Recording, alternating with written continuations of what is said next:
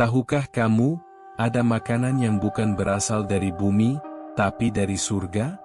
Makanan yang pernah disentuh para nabi, diturunkan langsung dari langit, dan masih bisa kita nikmati hingga hari ini. Allah tidak hanya menurunkan wahyu untuk menuntun manusia, tapi juga menurunkan makanan sebagai tanda kasih dan pengingat, bahwa asal manusia adalah surga.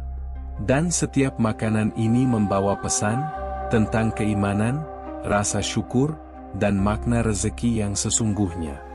Mari kita mulai dari yang paling dikenal, buah yang disebut dalam banyak hadis dan Al-Quran, dan selalu hadir dalam setiap Ramadan.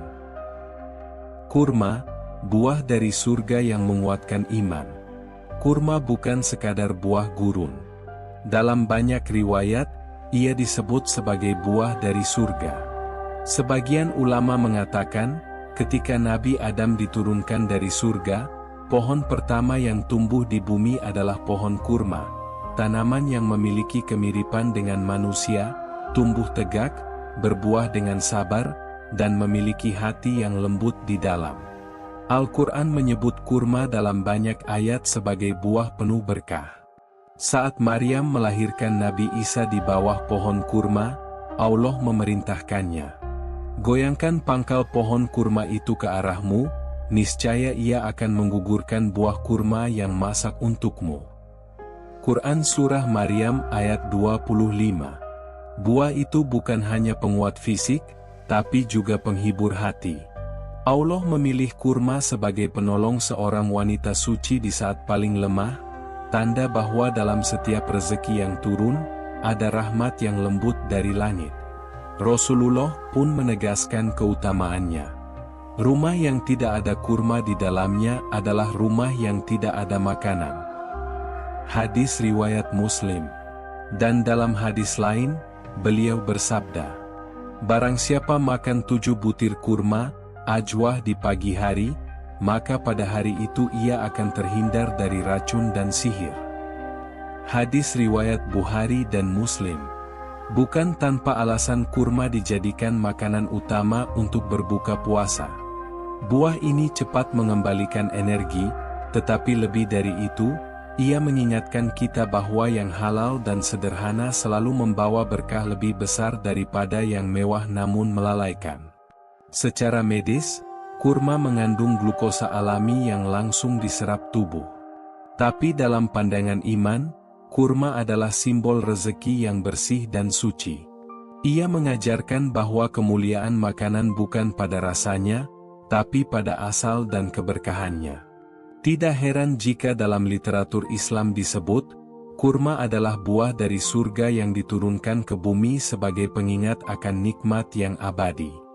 Makanlah kurma dengan kesadaran, karena setiap butirnya adalah tanda cinta Allah dari langit.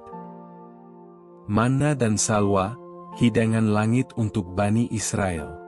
Di padang pasir tandus, di antara panas yang menyengat dan tanah yang gersang, Bani Israel berjalan tanpa arah. Mereka lapar, haus, dan mulai mengeluh meski baru saja diselamatkan dari kekejaman Fir'aun. Dalam kondisi itu, Allah menunjukkan kasih sayangnya. Ia turunkan makanan dari langit, manna dan salwa.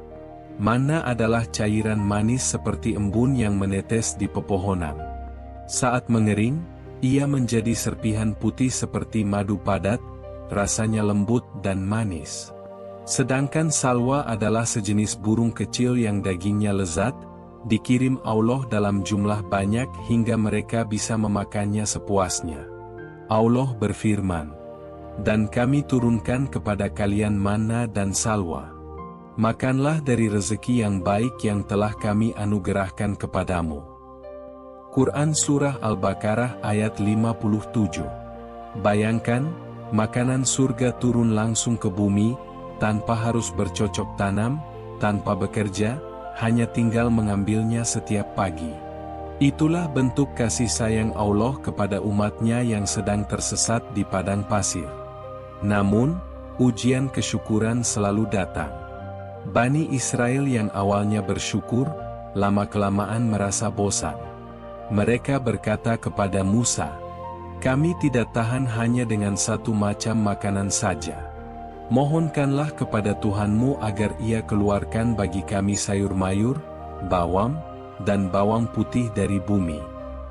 Quran Surah Al-Baqarah ayat 61. Permintaan itu menjadi tanda kelalaian. Mereka meninggalkan makanan surga dan meminta makanan bumi. Akibatnya, nikmat itu dicabut. Manna dan salwa bukan hanya kisah makanan, tapi pelajaran tentang rasa cukup. Bahwa rezeki bukan soal banyak atau beragam, tapi seberapa besar hati bisa bersyukur atas yang Allah beri. Kini, para sejarawan meneliti bahwa manna mungkin mirip dengan getah manis dari pohon tamarisk yang mengkristal di gurun Sinai. Tapi bagi orang beriman, bentuk fisik bukan yang utama. Sebab hakikatnya, manna dan salwa adalah simbol kasih sayang Allah yang turun kepada hambanya yang beriman. Makanan surga itu turun ke bumi untuk mengingatkan, rezeki terbaik bukan yang kita kejar, tapi yang Allah turunkan dengan rahmat-Nya. Buah tin dan zaitun, simbol cahaya dan keberkahan. Di antara ratusan tumbuhan di dunia, hanya dua yang Allah abadikan dengan sumpah dalam Al-Quran, demi buah tin dan zaitun. Quran Surah At-Tin ayat 1. Sumpah Allah tidak pernah sia-sia. Ia hanya bersumpah dengan sesuatu yang memiliki makna besar, baik secara spiritual maupun manfaat bagi manusia. Buah tin, atau figs, adalah buah lembut yang manis, disebut dalam banyak tafsir sebagai buah dari pohon surga. Ia pertama kali dikenal di wilayah Syam, daerah yang dalam banyak riwayat disebut tanah para nabi. Tin memiliki serat tinggi, kaya antioksidan, dan menjadi simbol kesucian rezeki alami. Buah zaitun disebut dalam Al-Quran sebagai syajarah mubarakah, pohon yang diberkahi. Dari buahnya keluar minyak bening yang digunakan untuk penerangan, pengobatan, dan makanan. Dalam surah An-Nur ayat 35, Allah menyebut, minyaknya hampir-hampir menerangi walaupun tidak disentuh api. Makna ini bukan hanya fisik, tapi juga spiritual. Zaitun adalah lambang ilmu dan cahaya. Cahaya yang menerangi tanpa terbakar, seperti iman yang menuntun tanpa menyakiti. Dalam banyak hadis, Rasulullah bersabda, makanlah minyak zaitun dan gunakanlah sebagai minyak rambut, karena ia berasal dari pohon yang diberkahi. Hadis riwayat Tirmizi. Uniknya, kedua buah ini sering tumbuh berdekatan di tanah yang sama, lembah Syam dan Palestina, wilayah yang diberkahi Allah. Sebagian mufasir menafsirkan ayat, demi buah tin dan zaitun, sebagai sumpah atas dua tempat mulia, Baitul Maqdis, tempat tumbuhnya zaitun, dan Gunung Sinai, tempat turunnya wahyu. Tin adalah simbol kesehatan dan fitrah, sementara zaitun adalah simbol cahaya dan ilmu. Keduanya menunjukkan keseimbangan antara tubuh dan ruh, antara kebutuhan jasmani dan rohani. Dan ketika Allah menurunkannya ke bumi, Ia seolah berkata, nikmatilah makanan ini, tapi jangan lupakan asalnya, dari surga. Buah tin dan zaitun adalah dua pengingat, bahwa sebagian nikmat surga telah Allah perlihatkan di dunia agar manusia mengenal keindahan yang lebih besar di akhirat. Gandum, rezeki pertama Nabi Adam di dunia. Setelah tergelincir dari surga karena bujukan setan, Nabi Adam dan Hawa diturunkan ke bumi. Mereka meninggalkan kehidupan penuh kenikmatan, di mana semua makanan tersedia tanpa harus diusahakan, menuju dunia yang keras, penuh ujian dan perjuangan. Dari seluruh rezeki yang Allah turunkan untuk mereka di bumi, gandum menjadi makanan pertama. Dalam riwayat disebutkan, ketika Adam turun ke bumi, Allah memberinya benih gandum dan mengajarkan cara menanam, menggiling, dan membuat roti darinya. Inilah awal mula manusia mengenal usaha dalam mencari rezeki. Jika di surga mereka tinggal memetik dan menikmati, maka di bumi mereka harus berjuang, mencangkul tanah, menabur benih, menunggu hujan, dan memanen dengan sabar. Dari sinilah manusia mulai memahami bahwa makanan bukan lagi pemberian instan, melainkan hasil kerja, doa, dan kesabaran. Gandum menjadi simbol transisi kehidupan, dari kemudahan menuju tanggung jawab. Allah ingin mengajarkan bahwa kehidupan dunia adalah ladang amal. Makanan tidak turun lagi dari langit, tetapi keluar dari tanah melalui usaha tangan manusia. Dalam tafsir, sebagian ulama menyebut bahwa gandum berasal dari benih pohon surga yang diturunkan ke bumi. Maka meskipun manusia keluar dari surga, Allah tidak memutus seluruh nikmatnya. Ia meninggalkan jejak surga di bumi, agar manusia tidak lupa dari mana asalnya. Hingga hari ini, gandum menjadi sumber kehidupan bagi miliaran manusia. Dari roti, tepung, hingga makanan pokok di berbagai negeri, semuanya berasal dari benih yang sama, benih pertama yang Allah ajarkan kepada Nabi Adam. Dari gandum, kita belajar bahwa rezeki sejati bukan hanya yang datang cepat, tapi yang datang dengan kerja dan doa. Bahwa keberkahan tidak hanya pada hasil panen, tapi pada keringat dan kesabaran yang menumbuhkannya. Susu dan madu, dua cairan dari surga.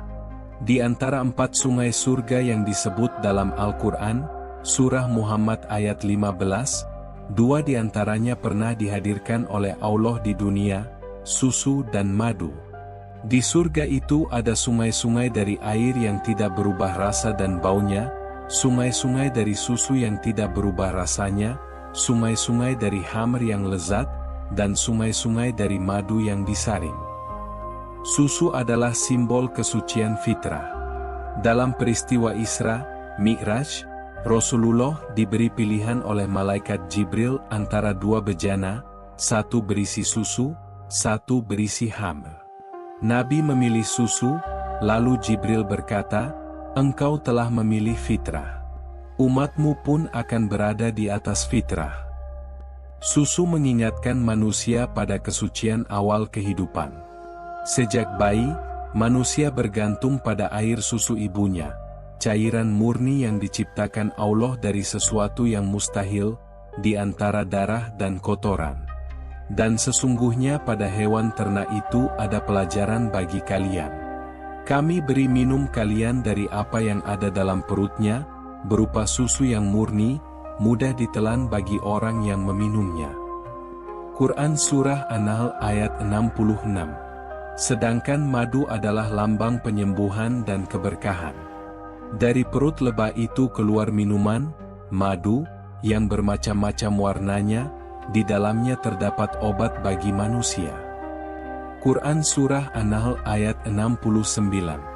Lebah bukan hewan surga, tapi madu yang dihasilkannya dianggap cairan surga, karena mengandung kemurnian yang luar biasa. Ia berasal dari bunga, melalui tubuh seekor makhluk kecil yang tunduk kepada Allah. Susu memberi kekuatan jasmani, madu menyembuhkan luka dan penyakit. Keduanya mengajarkan keseimbangan antara kesucian dan kesembuhan, antara fitrah dan rahmat. Dan dalam hadis, Rasulullah sering menganjurkan umatnya untuk mengonsumsi madu dan susu sebagai makanan yang membawa berkah. Keduanya bukan sekadar minuman, tetapi simbol kasih sayang Allah yang turun ke bumi. Susu adalah fitrah yang menjaga hati tetap bersih. Madu adalah rahmat yang menyembuhkan jiwa yang luka. 5 makanan ini, kurma, manal salwa, tin zaitun, gandum, serta susu madu, adalah tanda bahwa Allah menurunkan bukan hanya wahyu, tetapi juga nikmat dari surga agar manusia mengenal asalnya. Makanan-makanan ini tidak sekadar mengenyangkan, tapi menyembuhkan hati, menumbuhkan syukur, dan mengingatkan kita bahwa segala yang lezat di dunia hanyalah bayangan dari kenikmatan abadi di surga. Dan mungkin, setiap kali kita memakan kurma, mencicipi madu, atau meneteskan minyak zaitun, Sesungguhnya kita sedang menikmati sedikit dari jejak surga yang Allah titipkan di dunia. Wassalamualaikum warahmatullahi wabarakatuh.